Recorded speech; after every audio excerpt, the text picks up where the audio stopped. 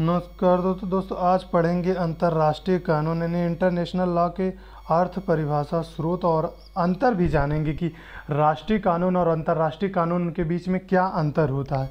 तो चलिए शुरू करते हैं। अंतर्राष्ट्रीय कानून वर्तमान युग में स्वतंत्र राष्ट्रों के संबंधों में तेजी से वृद्धि हुई है। प्रत्येक स्वतंत्र राज्य दूसरे राज्यों से अपने संबंध बनाने तथा बढ़ाने की चेष्टा करता है। अंतर्राष्ट्रीय कानून विभिन्न राज्यों के पारस्परिक संबंधों और उनके व्यवहारों का नियमन करता है।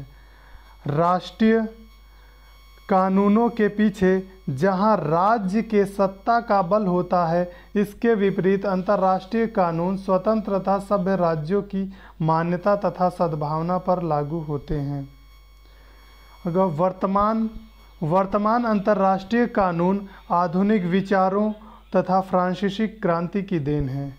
फ्रांसीसी क्रांति की बात करें तो 1789 में फ्रांसीसी की क्रांति हुई थी। अगला, अंतर्राष्ट्रीय विधि या कानून नियम तथा संधियों का सेट है जो राष्ट्र राज्यों द्वारा स्वीकार किया गया है। अगर हम बात की जाए तो इसकी जन्मदाता ह्यूगो ग्रोसियस को अंतर्राष्ट्रीय विधि का जन्मदाता माना जाता है। उनकी प्रसिद्ध रचना है on the law of war and peace 1625। और इसकी परिभाषा को हम देखते हैं तो सर्वप्रथम इसकी परिभाषा ओपन हीम ने दी थी। तो उन्होंने क्या कहा था, अंतर्राष्ट्रीय कानून प्रथाओं तथा परंपराओं का वह समूह है जो सभ्य राष्ट्रों द्वारा अपने आपसी संबंधों में वैधानिक रूप से बाध्य समझा जाता है। प्रोफेसर हॉल ने क्या कहा था, प्रोफेसर हॉल ने कहा था कि अंतर्राष्ट्रीय कानून आचरण के वे नियम हैं जिनमें आधुनिक सभ्य समाज राज्य अपने को बंधा हुआ मानते हैं। इन नियमों की वही शक्ति होती है जो मनुष्य के अंतरात्मा में होती है, यानी यह नैतिकता को दर्शा रहा है पूरी तरह से। आप अंतर जानेंगे राष्ट्रीय तथा अंतर्राष्ट्रीय कानूनों में अंतर। इनमें अंतर है, पहला है राष्ट्रीय कानून राष्ट्र की सीमा तक सीमित है, जबकि अंतर्राष्ट्रीय कानून अत्यंत व्यापक है। सही बात है कि कोई राष्ट्र होगा तो उसके राष्ट्रीय कानून उस राष्ट्र तक सीमित होगा, चाहे वो राष्ट्र इजराइल हो, अमेरिका हो, इंडिया हो, जापान हो, कोई भी राष्ट्र हो, अगर उस राष्ट्र का कोई कानून है तो उस कंट्री के तक सीमित होगा। और जबकि अंतर्राष्ट्रीय कानून अत्यंत व्यापक होता है। तो इसका मतलब अंतर्राष्ट्रीय कानून जैसे हम यूएनओ को मान देते हैं, यूनाइटेड नेशंस ऑफ ऑर्गेनाइजेशन, संयुक्त राष्ट्र संघ, तो इसमें इसका कोई कानून बनेगा तो इसमें 193 सदस्य इसके देश हैं, तो 193 देशों में ये कानून लागू होगा। दूसरा है राष्ट्रीय कानूनों का प्रमुख स्रोत राष्ट्र की व्यवस्थापिका है। राष्ट्रीय कानूनों का प्रमुख स्रोत राष्ट्र की व्यवस्थापिका है। अंतर्राष्ट्रीय जबकि कानून का प्रमुख स्रोत राष्ट्रों के बीच पारस्परिक समझौते तथा अंतर्राष्ट्रीय संगठन है। तीसरा है राष्ट्रीय कानूनों के उल्लंघन होने पर दंड की व्यवस्था है, जबकि अंतर्राष्ट्रीय कानूनों के उल्लंघन पर कोई निर्धारित दंड नहीं है।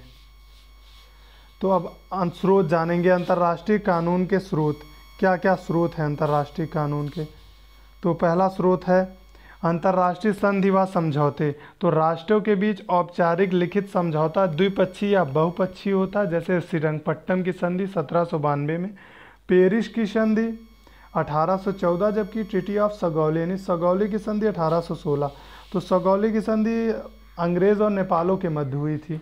सगौली की संधि प्रथम आंग्ल नेपाल युद्ध 1814 से 16 तक हुआ था, उसके बाद 1816 में सगौली की संधि हुई थी।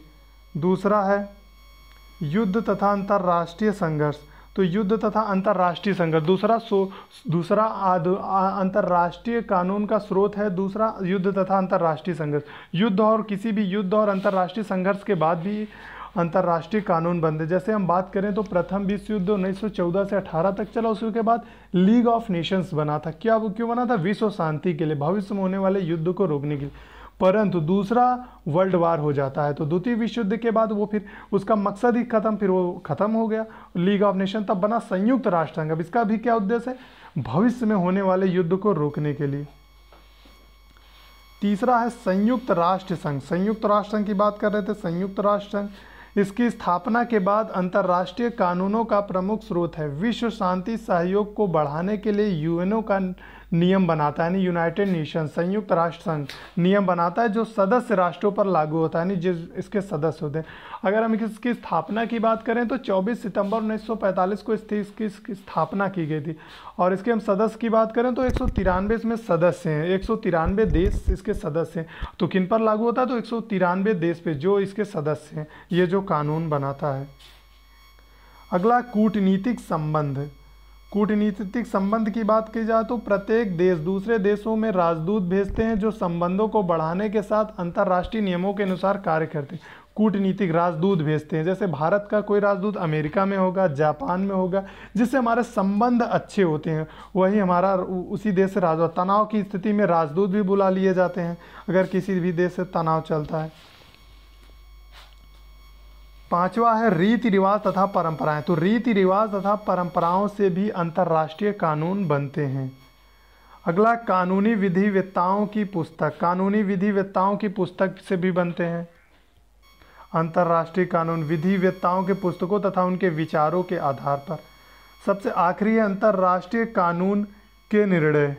तो अंतर्राष्ट्रीय कानून, अंतर्राष्ट्रीय न्यायालय के निर्णय, ICJ international court of justice के निर्णय, आईसीजे। तो विभिन्न राष्ट्रों के बीच उठने वाले विवादों के समाधान में जो निर्णय आईसीजे द्वारा, अंतर्राष्ट्रीय न्यायालय द्वारा दिए जाते हैं वो नजीर रूप में, अभिलेख के रूप में। आईसीजे की बात की जाए तो इसका मुख्यालय कहाँ पे? इसका मुख्यालय है हेग में, जो नीदरलैंड में स्थित है।